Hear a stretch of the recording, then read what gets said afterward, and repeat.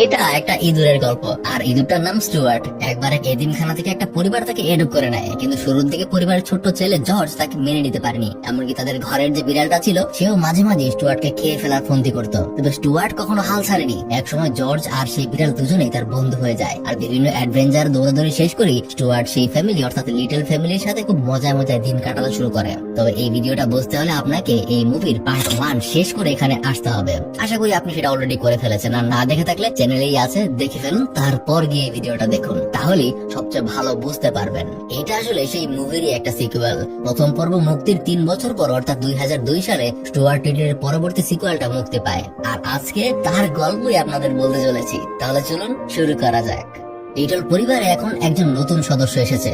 জর্জের এখন একটা 2 বছরের ছোট বোনও আছে। সব মিলে তাদের ফ্যামিলি খুব সুন্দর সময় কাটাচ্ছে। জর্জ তার খেলনাবাতি দিয়ে এসে তার রুমেই স্টুয়ার্টের জন্য একটা বেডরুম বানিয়ে দিয়েছে। সেখানেই আজকে ঘুম থেকে উঠে সে তার লিফটে করে নিচে নেমে আসে, আর জর্জকে ঘুম থেকে জাগায়, কারণ আজকে তাদের ফুটবল ম্যাচ আছে, আর সেখানে নাকি স্টুয়ার্টও পার্টিসিপেট করছে। কিন্তু আমি ভাবছি যে ওদের কি নিজের সাইজ সম্পর্কে কোনো ধারণা নাই, কারণ জর্জের মাও স্টুয়ার্টকে নিয়ে চিন্তা করছে খেলার মাঝখানে যদি কেউ তাকে পাড়া দিয়ে মেরে ফেলে তাহলে কি হবে। যাই হোক, সে স্নোবেলকে খাবারের জন্য ডাক দেয়, আর সে তো খুশিতেই কুল কিনারা পাচ্ছে না, যে না জানি আজকে তার জন্য কি আছে, চিকেন নাকি মাটন। আর ঠিক তখনই বলতে বলতে জর্জের ছোট বোন মার্থা তার খাবারের বাটি নিচে ফেলে দেয়, আর জর্জের মা তার জন্য আলাদা খাবার না দিয়ে মার্থার শিপ পরে যাওয়া খাবারটাই স্নোবেলকে খেতে দেয়। মানে এই পরিবারের সবাই যেন স্নোবেলের ইগো হার্ট করার জন্য একদম বসেই থাকে। বিড়ালটা এই কারণে রাগ হয়ে যায়। তারপর সেদিন পরিবারের সবাই মাঠে চলে যায়, সেখানে বাচ্চাদের সাথে জর্জের খেলা শুরু হয়, কিন্তু স্টুয়ার্টকে শুধুমাত্র সাবস্টিটিউট হিসেবেই বসিয়ে রাখা হয়। অবশ্য এতে জর্জের মা খুশি হয়, কারণ সে ভয় পাচ্ছিল যে স্টুয়ার্ট যদি মাঠে নেমে পড়ে তাহলে সে অবশ্যই কোনো না কোনো ব্যথা পাবে। কিন্তু একসময় বলতে বলতেই জর্জের দলে একটা ছেলে ব্যথা পেয়ে যায়, আর তখন স্টুয়ার্টকেই খেলার জন্য সুযোগ দেওয়া হয়, আর এতে সে নিজে অনেক খুশি হয়ে যায়। সে মাঠে নামবে, গোল করবে, কিন্তু তার মা এতে আতঙ্কিত হয়ে পড়ে। সে তো উঠে মাঠে চলে যেতে ধরে, স্টুয়ার্টকে বুঝিয়ে সুঝিয়ে মাঠ থেকে বাইরে নিয়ে আসবে, কারণ যেভাবে চলছে কখন না কখন পায়ের তলায় পড়ে সে মারা যায়। ঠিক তখনই জর্জের কাছে বল চলে আসে, আর সবাই তার দিকে ঝাঁপিয়ে এসে পড়ে। তাই সে কোনো কিছু চিন্তা না করেই স্টুয়ার্টের কাছে বলটা পাস করে, কিন্তু সেই বল স্টুয়ার্টকে নিজের সাথে নিয়ে সোজা গোল পোস্টে ঢুকে যায়, আর ফাইনালি জর্জ আর স্টুয়ার্ট এর টিম জিতে যায়। কিন্তু তার মা বাবা সোজা মাঠে এসে বলের তলায় খুঁজতে শুরু করে যে স্টুয়ার্ট আসলে কোথায়, আর তারা দেখে সে গোল পোস্টে ঝুলে আছে। মানে ঝুলে ঝুলেই বলে মনে হয় পরের বার থেকে খেলতে নামার আগে লাইফ ইন্স্যুরেন্স করতে হবে। এই নিয়ে রাতের বেলায় তাদের মা বাবার মধ্যে কথা হয়। জর্জের মা আজকের ঘটনায় খুব ভয় পেয়ে গিয়েছিল যদি স্টুয়ার্টের কিছু হয়ে যায়, কিন্তু তার বাবা তাকে অনেক বোঝায় যে তাকে দুনিয়ার সবার সাথে মানিয়ে নিতে শিখতে হবে, তাকে সবকিছু করতে দাও, তাহলেই সে নতুন কিছু শিখতে পারবে। কিন্তু তবুও তার মায়ের ভয় যায় না। আর উপরে জর্জ আর স্টুয়ার্ট আজকের ঘটনা নিয়ে বেশ হাসি তামাশা করছিল। তবে শেষে গিয়ে স্টুয়ার্ট নিজেও কষ্ট পায়, কারণ সে চাইলেও আসলে সবকিছু করতে পারবে না, কারণ সে তো মানুষ না, সে সামান্য একটা ছোট্ট মোট্ট ইঁদুর। পরদিন সকালে জর্জ আর স্টুয়ার্ট যখন একসাথে তাদের খেলনা প্লেন নিয়ে কাজ করছিল, তখন জর্জের এক বন্ধু তার সাথে খেলতে আসে। তাই স্টুয়ার্টকে একা ফেলে জর্জ তার সাথে গেম খেলতে ভেতরে যায়, আর এটা দেখে স্নোবেল তাকে নিয়ে মজা করে। তাই সে বোরিং হচ্ছিল বলে ওই প্লেনের ভিতরে টুকটাক কাজ বাকি ছিল সেগুলো করতে শুরু করে। হঠাৎ ভুলবশত যে প্লেনটা স্টার্ট দিয়ে ফেলে, আর এই শব্দ শুনে জর্জ আর তার বন্ধু ছুটে গিয়ে দেখে যে প্লেন লাড্ডুর মতো ঘুরতে শুরু করেছে, আর ওটার ভিতরে স্টুয়ার্ট। একসময় স্টুয়ার্ট প্লেনের লিভার ধরে টান দিতেই সেটা উঠতে শুরু করে, আর স্নোবেলের পিছে পড়ে যায়। সে তো কোনো রকমে বেঁচে যায়, কিন্তু প্লেনটা আর থামানো যাচ্ছে না। বলতে বলতেই জর্জের মা যখন তার মেইন গেট খুলে ভেতরে ঢুকতে ধরে, তখনই স্টুয়ার্ট সেই প্লেন নিয়ে বাইরে চলে যায়, আর নিজে নিজেই আকাশে উঠতে শুরু করে। সে কোনোভাবেই প্লেনটা কন্ট্রোল করতে পারছে না, আর একসময় স্টুয়ার্টকে নিয়ে সেটা ক্র্যাশ করে, যার কারণে জর্জের মা তাদের বকাঝকা দেয় যদি কিছু একটা হয়ে যেত। এমনকি এতে করে জর্জ নিজেও খুব রাগ হয়, কারণ এই প্লেনটা ছিল তার খুবই পছন্দের একটা খেলনা, সেটাকে স্টুয়ার্ট ভেঙে ফেলেছে। আসলে ইদানিং জর্জ স্টুয়ার্টের বদলে অন্যান্য বন্ধু বানিয়ে নিয়েছে, তাদের সাথে বেশিরভাগ সময় সে কাটায়, আর স্টুয়ার্ট বাসাতে বেশিরভাগ সময় একাই থাকে। এমনকি সে যখন স্কুলে যায় তখনও বাচ্চারা তার সাথে বন্ধুত্ব করতে চায় না।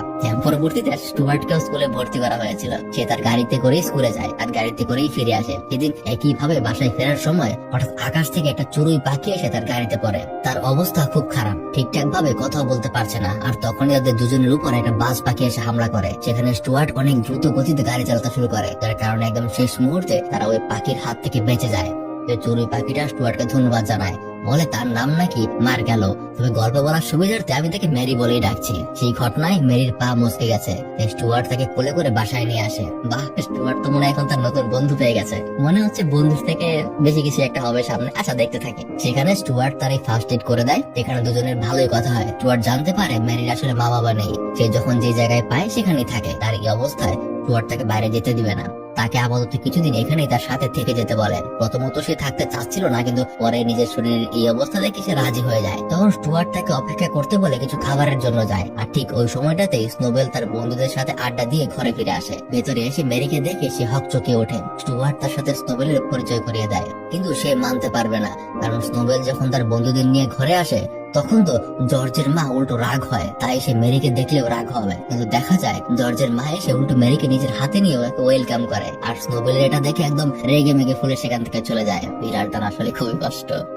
যাই হোক, এভাবেই কয়েকটা দিন পার হয়। পরদিন স্টুয়ার্ট মেরিকে বাসায় রেখে স্কুলের দিকে রওনা হয়। আর তার কিছুক্ষণ পর মেরি তার ডানা থেকে বাঁধনটা খুলে ফেলে আর খুব স্বাভাবিকভাবেই উঠতে শুরু করে। পৌঁছায় গিয়ে লিটল হাউসের ছাদের উপর সেখানে চলে যায়। আর সেখানেই তার সাথে দেখা করতে আসে গতকালকের সেই বাজ পাখিটা। তবে মেরিকে সে আক্রমণ করে না, বরং তাদের কথাবার্তা শুনে বোঝা যায় গতকালকের ঘটনাটা সম্পূর্ণ একটা অভিনয় ছিল। আসলে মেরি লিটল ফ্যামিলিতে এসেছে তাদের একটা দামি জিনিস চুরি করার জন্য।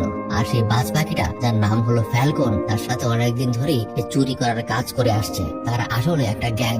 কিন্তু এবার এই ঘটনায় মেরি তাকে জানায় লিটল ফ্যামিলিতে সে দামি কোনো কিছুই খুঁজে পায়নি, তাদের অন্য কোনো ফ্যামিলিকে টার্গেট করা উচিত। এটা শুনে ফ্যালকন বুঝে যায় যে মেরি আসলে এখান থেকে চুরি করতে চাইছে না, নইলে এখানে অবশ্যই দামি কিছু পাওয়ার কথা। আর তখনই মেরি তাকে বোঝায় এই ফ্যামিলিতে সবার মধ্যে যে ভালোবাসাটা আছে এটা তাকে প্রভাবিত করছে। আজ পর্যন্ত কোনো ফ্যামিলি তাকে নিজেদের ঘরে এত সুন্দর করে আশ্রয় দেয়নি। এরা অনেক ভালো মানুষ, তাদের সাথে এরকম চিট করাটা কোনোভাবেই উচিত হবে না। কিন্তু ফ্যালকন তাকে ওয়ার্নিং দেয় যে সে তার কাজ ভুলে যাচ্ছে। যখন আসলে তার কেউ ছিল না তখন এই ফ্যালকনই তাকে আশ্রয় দিয়েছিল, সেটা সে ভুলে যাচ্ছে। তাই ফ্যালকনের লাস্ট ওয়ার্নিং, যত দ্রুত সম্ভব এই ফ্যামিলি থেকে দামি কিছু জোগাড় করতেই হবে। আর তারপর মেরি লিটল ফ্যামিলির সাথে আবারও ফ্রেন্ডলি হতে শুরু করে। পাশাপাশি বোঝা যায় স্টুয়ার্ট এবার মেরিকে পছন্দ করতে শুরু করেছে। তার সাথে সুযোগ পেলেই সে ফ্লার্ট করে। আর এইসব জর্জের মা বাবা খুব ভালো মতোই বুঝতে পারে, তবে সে কাউকে কিছু বলে না। আর বিষয়টা দিনে দিনে আরো সামনে এগোতে থাকে। এখন মেরি নিজেও ধীরে ধীরে স্টুয়ার্টকে পছন্দ করতে শুরু করেছে। আর কয়েকদিন পার হলে তাদের মধ্যে বেশ ভালো একটা সম্পর্ক। দুজনে মিলে তাদের বাড়ির একটা ফাঁকা জায়গায় একসাথে বসে টিভি দেখছিল। জর্জের বাবা তাদের জন্য আমার একটা পরিবেশও তৈরি করে দিয়েছে। আর সেখানে মেরি কিছু সুন্দর একটা জিনিস দিয়ে প্রপোজ করে। আর প্রপোজ করার সময় অবশ্যই স্টুয়ার্ট বেশ নার্ভাস ছিল, কিন্তু মেরি তার প্রপোজাল অ্যাকসেপ্ট করে নেয়। আর এই জিনিসটা তাদের বাড়ির ছাদের উপর থেকে ফ্যালকন খেয়াল করে। আর এই ঘটনাটা তার মোটেও পছন্দ হয় না। তাই পরের দিন ফ্যালকন তাকে এই বিষয় নিয়ে জিজ্ঞাসাবাদ করতে আসেন। তাকে সে বেশ কটাক্ষ করে কথা বলে যে দেখছি তো তোমাদের সেই প্রেম কাহিনী, এটা মোটেও ঠিক হচ্ছে না। আমি মিস রিটার্নের হাতে একটা ডায়মন্ড রিং দেখেছি। তোমার কাজ হবে আজকের মধ্যে সেটাকে আমার হাতে তুলে দেওয়া, নাহলে কিন্তু তোমার সেই স্টুয়ার্ট আমার পেটের ভেতরে থাকবে। যার কারণে এখন মেরির আর কিছুই করার রইল না। রাতের বেলা জর্জের মা হাত ধোয়ার জন্য তার রিংটা খুলে বেসিনের পাশে রাখে। আর তখনই জর্জের ছোট বোন কান্নাকাটি করছিল। সে একটু অন্যদিকে যায়। ঠিক এই ফাঁকে মেরি সেই রিংটাকে নিয়ে পালিয়ে যায়। আর ফিরে এসে সে যখন তার রিং খুঁজে পায় না তখন সে মনে করে হয়তোবা রিংটা বেসিনের নালা দিয়ে পড়ে গেছে। তাই সে তাড়াতাড়ি প্লাম্বারকে কল দিয়ে ধরে। কিন্তু ওই ফাঁকে স্টুয়ার্ট সবকিছু জানতে পেরে তার বাবার সাথে বুদ্ধি করে একদম রেডি হয়ে নালার ভেতরে গিয়ে ঢুকে পড়ে। জর্জের বাবা একটা সুতা ধরে তাকে ঝুলিয়ে রেখেছে, কিন্তু যখন তাদের মা সেখানে কি হচ্ছে জিজ্ঞাসা করতে আসে তখনই ভুলবশত সুতাটা ছিঁড়ে যায়। আর স্টুয়ার্ট সেই ময়লা নালার ভেতরে আটকে পড়ে। ধীরে ধীরে সে নিচে পড়ে যাচ্ছিল। আর তাকে এখন কিভাবে তারা বের করবে কোনো কিছুই বুঝে উঠতে পারে না। আর বাইরে থেকে মেরি এসব কিছু দেখে আর সহ্য করতে পারে না। সে কোথা থেকে যেন একটা নেকলেস জাতীয় জিনিস এনে সেই নালার ভেতরে ছেড়ে দেয়। আর স্টুয়ার্ট ওটাকে ধরে বাইরে বের হয়ে আসে। যাক, এবারের মতো সে বেঁচে গেল। রাতের বেলা তাদের মা এই নিয়ে তার বাবার উপর খুব রাগ হয়। সে জানায় স্টুয়ার্ট নিজেই তোমাকে সাহায্য করতে চেয়েছিল। আমিও তাকে নিয়ে ভয় পাই, কিন্তু তাকে সবকিছুতে তো আর আটকে রাখা যায় না।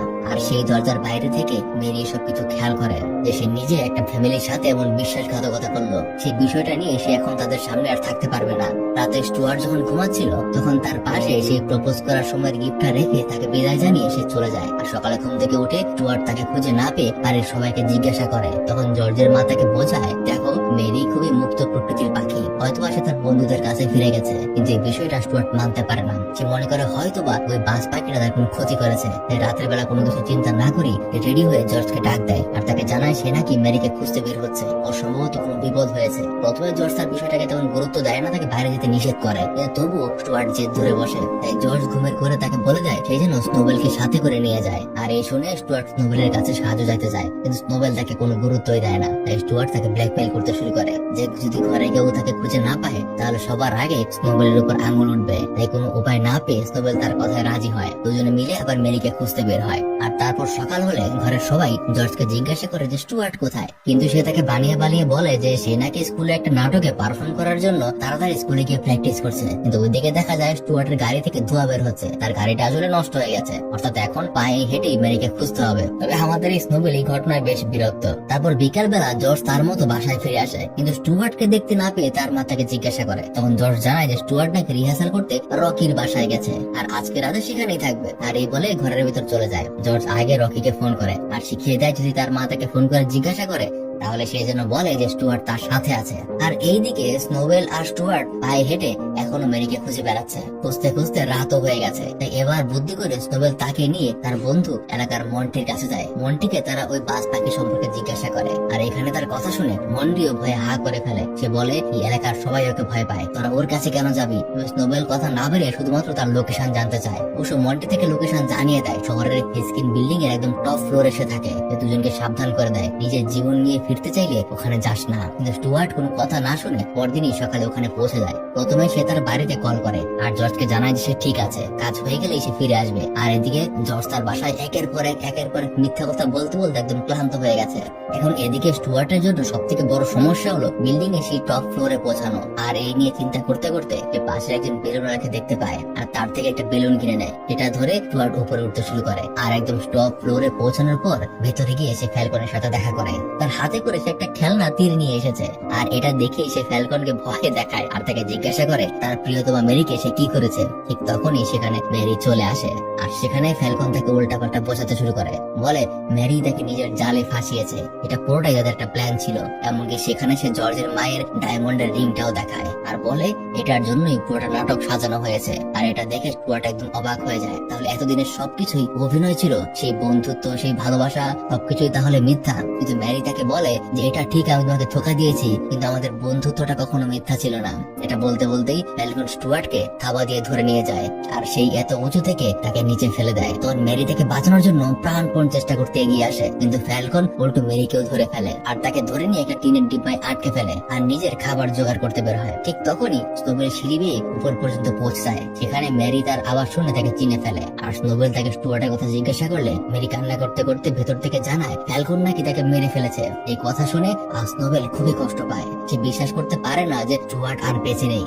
যতই হোক সে তাদের ফ্যামিলির একজন সদস্য। আর অপরদিকে আমরা দেখতে পাই সেই ঘটনায় স্টুয়ার্ট আসলে বেঁচে গিয়েছে, তার জ্ঞান ফিরে এসেছে। আসলে তাকে যখন উপর থেকে ফেলে দিয়েছিল তখন সে সোজা একটা ময়লার গাড়িতে এসে নরম কিছুর উপর পড়েছিল, যার কারণে কিছুক্ষণের জন্য সে জ্ঞান হারিয়ে ফেলেছিল। আর এখন তার জ্ঞান ফিরে এসেছে। সে দেখতে পায় একটা বিশাল বড় ময়লার জাহাজের মধ্যে, আর এই জাহাজটা কোথায় যাচ্ছে সে কিছুই জানে না। এখান থেকে সে বের হতে পারবে না, কারণ একদম সমুদ্রের মাঝখানের দিকে সে যাচ্ছে। কিন্তু স্টুয়ার্টের মনটা একদম ভেঙে গিয়েছে, কারণ মেরিকে সে খুবই আপন ভেবেছিল, কিন্তু সে তাকে এভাবে ধোকা দিবে এটা সে কিছুতেই বুঝতে পারলো না। আর এইদিকে জর্জ বাড়িতে ধরা পড়ে গেছে, কারণ এবার তাকে ভালো মতো জিজ্ঞাসা করা হয় যে স্টুয়ার্ট আসলে কোথায়। তাই জর্জ এবার জানায় সে ফোন করেছিল, লাস্টবার বলেছিল সে শহরের নাকি সব থেকে বড় বিল্ডিং এর টপ ফ্লোরে মেরিকে খুঁজতে গেছে। আর এই কথা শুনে সবাই তাকে খুব কথা শোনায় আর তারা রেডি হয়ে তাকে খুঁজতে বের হয়ে পড়ে। এমনকি রাস্তায় তার স্টুয়ার্টের গাড়িটাও দেখতে পায়, যেটা নষ্ট হয়ে রাস্তায় পড়ে আছে। এবার তার ভয় আরো বেড়ে যায়, তাড়াতাড়ি করে তারা ওই বিল্ডিং এর কাছে যায়। আর এদিকে জাহাজের সেই ময়লার মধ্যে স্টুয়ার্ট একটা সময় নিজের মনকে সামলে নেয়। যতই হোক সে তো তাকে ভালোবাসেছে,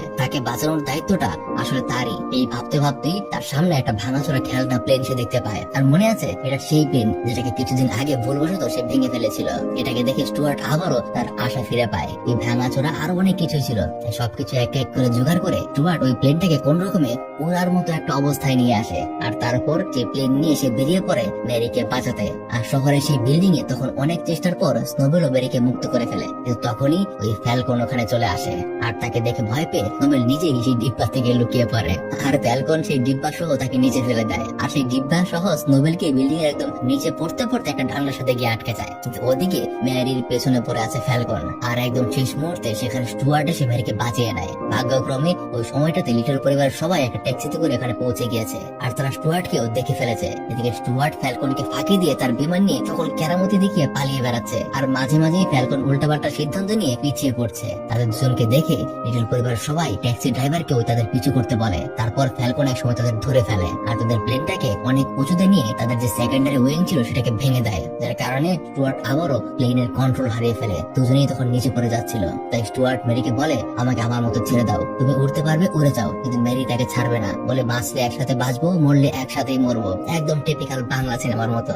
যাই হোক, যার কারণে অনেক চেষ্টার পর একদম শেষ মুহূর্তে স্টুয়ার্ট তার মেইন উইং দিয়ে তার প্লেনটাকে কন্ট্রোলে নিয়ে ফেলে। আর নিচে দাঁড়িয়ে লিটল ফ্যামিলি এগুলো দেখা ছাড়া আর কিছুই করার ছিল না। কিন্তু এবার স্টুয়ার্ট একদম রেখে গেছে। সেই মেরিকে প্লেন থেকে নামিয়ে দিয়ে সোজা ফ্যালকনের দিকে এগোতে থাকে। দেখে মনে হচ্ছে দুজনের মুখোমুখি সংঘর্ষ হবে, যা দেখতে পেয়ে এবার জর্জের মা বাবা খুবই চিন্তায় পড়ে যায়। কিন্তু একদম শেষ মুহূর্তে স্টুয়ার্ট তার কাছে থাকা তার মায়ের সেই রিংটা বের করে সূর্যের দিকে ধরে। তার কারণে সেটার আলো ফ্যালকনের চোখে গিয়ে পড়লে ফ্যালকন কিছুই দেখতে পায় না। আর একদম লাস্ট মুহূর্তে গিয়ে স্টুয়ার্ট একটা কাপড়ের টুকরো নিয়ে প্লেন থেকে লাফিয়ে পড়ে। আর ওইদিকে তার প্লেন গিয়ে ফ্যালকনের কাছে এমন জোরে ধাক্কা মারে যে ফ্যালকনের আর কিছুই করার থাকে না। সে সোজা একদম আহত হয়ে একটা ডাস্টবিনে গিয়ে পড়ে। আর এইদিকে স্টুয়ার্টের কপাল তখনও খারাপ ছিল, কারণ প্লেনের একটা ভাঙা টুকরো এসে তার ছোট্ট প্যারাশুটে লেগে যায়। তার কারণে সেটাও ছিঁড়ে গিয়ে নিচে পড়তে থাকে। কিন্তু মেরি এসে তখন তাকে বাঁচিয়ে নেয়। আর তারপর জর্জ সহ তার বাবা মা দুজনকে নিতে আসে, যেখানে স্টুয়ার্ট আর মেরি তাদের কাছে সকল সত্য কথা খুলে বলে। কিন্তু এতে করে কেউই তার প্রতি রাগ হয় না, তারা দুজনে ওই প্রশংসা করে। কিন্তু তাদের সাথে যে স্নোবেল তাদের সাহায্য করেছে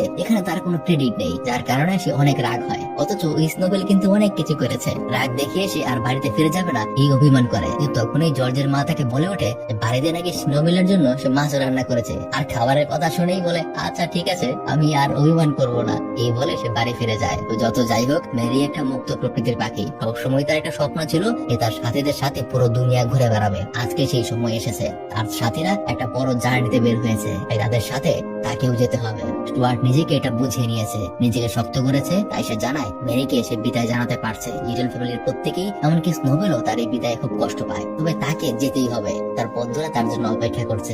অবশেষে স্টুয়ার্টকে বিদায় জানিয়ে মেরি তার গন্তব্যে বেরিয়ে পড়ে। আর ঠিক তখনই জর্জের ছোট বোন প্রথম বলে ওঠে, বাই বাই মেরি। আর প্রথম তার মুখে এই কথা শুনতে পেরে সবাই খুব খুশি হয়ে যায়। আর এখানেই আমাদের আজকের গল্পটাও শেষ হয়ে যায়। তো কেমন লাগলো সেটা কমেন্ট করে জানাতে পারেন। যদি কেউ পার্ট 1 মিস করে থাকেন, এখন পর্যন্ত না দেখে থাকেন, তাহলে স্ক্রিনে ভেসে উঠছে এই যে এই পার্ট 1 ডান পাশে, চাইলে দেখে আসতে পারেন। এতক্ষণ আপনাদের সাথে ছিলাম আমি মারুফ। পরবর্তীতে দেখা হবে আবারও এরকম কোনো মজার গল্প নিয়ে। টাটা।